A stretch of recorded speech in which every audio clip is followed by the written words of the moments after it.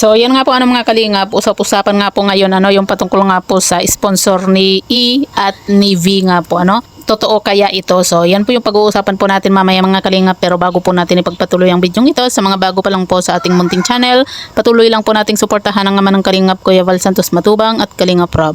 At paunawa panoorin po muna ang full video bago mag-comment para malaman ng nilalaman nito. So dito nga po mga kalingap, usap-usapan nga po ngayon yung patungkol nga po dito sa sponsor nga po ni E at nitong si V nga po at yun nga syempre minsan yung mga haka-haka din po ng mga ibang viewers ay totoo po kasi kumbaga meron po silang mga napapansin, at dito napansin po nila at sa tingin po nila yung sponsor po ni E at nitong si V nga po ay iisa, di ba?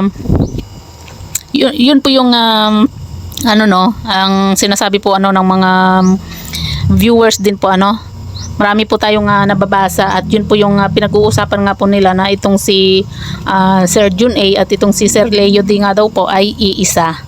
Yun po yung kumbaga parang parang nafi-feel po nila na iisang tao lang daw po itong si Sir Jun A at itong si Sir Leo D, kasi kaya po nila nasasabi po yun mga kalingap dahil nga po parang ang pinupuntirya po lagi yung love team po ni Kalingap Edu, 'di ba? Dati love team niya po itong si Erica, 'di ba?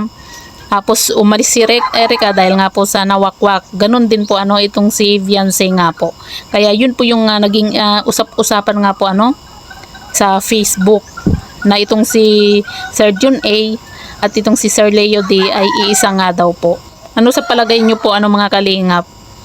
Yun din ba yung naiisip po ninyo na itong si Sir Jun A at itong si Sir Leo D ay iisa? Kasi parehong pinuntirya yung love team po ni Kalingap Edu, 'di ba?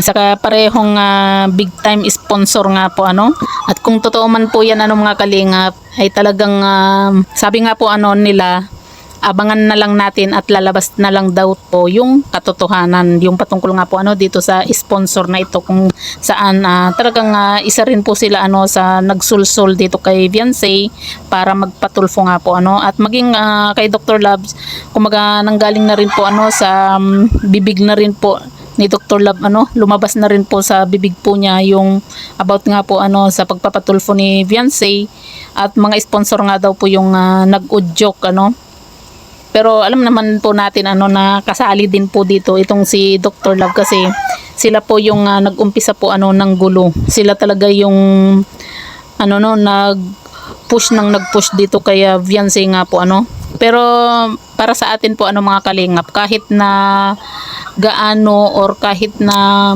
sulsulan ka ng sulsulan, kung talagang solid kalingap ka, hindi po mangyayari yung ganito po Kasi kita nyo si Joy, di ba?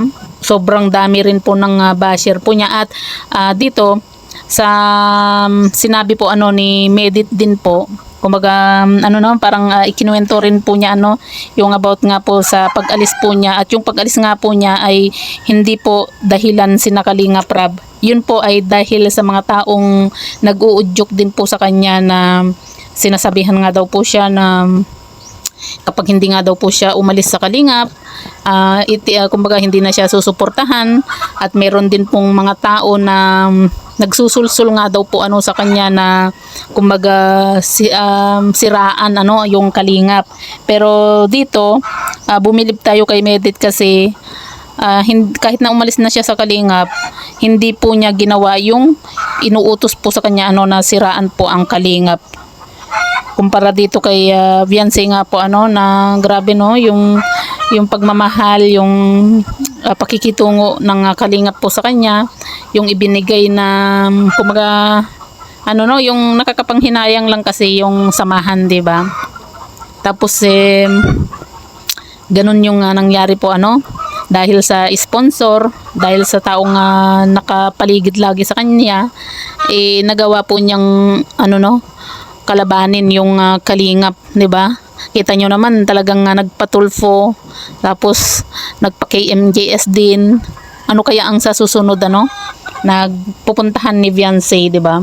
Pero yun nga, kahit naman nagpatulfo si Viancy, kumbaga masaya pa rin tayo na mas marami yung sumuporta ano sa Kalingap kasi alam nila yung kumbaga sa dami ba naman ng naitulong ano ng Kalingap, 'di ba? Tapos ang nagpatulfo yung tinulungan nila. Siguro yung mga sponsor baka talagang sinulsulan ano itong si Viancy tapos hindi makahindi dahil nga po sa syempre, 'di ba? Sponsor din po kasi yung nagbibigay po ano ng allowance po niya sa kanyang pag-aaral. Tapos yung sponsor din po ano yung nagbayad sa kanyang tuition nga po ano. Pero kung para sa atin ano mga Kalingap, mas pipiliin ko ano na manatili sa Kalingap. Kasi ang Kalingap nandyan lang po yan ano, hanggat nandyan sila kumbaga mananatili sila na malalapitan mo, 'di ba? Ang sponsor hindi mo sure kung hanggang saan at hanggang kailan sila mananatili sa iyo ano, kung hanggang kailan kanila matutulungan, 'di ba? Samantalang ang Kalingap forever po yan na tutulong hanggat kaya po nilang tumulong nga po. So yan nga po ano mga Kalingap, ano po yung nafi-feel nga po ninyo ano, kasi yun po yung usap-usapan nga po na ang sponsor daw po ano ni at saka nitong si Viancy nga po ay iisa ano, itong si Sir John A at itong si Sir Leo D. Yan po yung mga nababasa po natin ano na comment ng mga viewers nga po. Kumaga yun yung nafi-feel po nila ano at napapakiramdaman nga daw po nila na iisa lang po yung sponsor na yan.